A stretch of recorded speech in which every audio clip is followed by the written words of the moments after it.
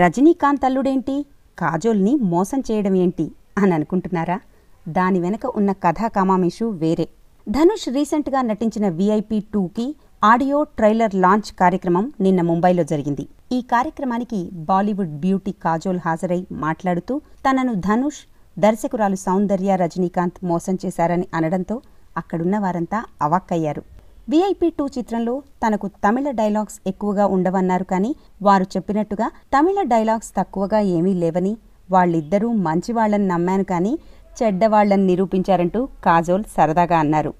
తనకు వేరే భాషలో మాట్లాడడం, నటించడం కష్టమనే అభిప్రాయం తనకు ఉండేదని, అయితే ఆ భయాన్ని పోగొట్టిన ధనుష్, సౌందర్యలకు ధన్యవాదాలన్నారు.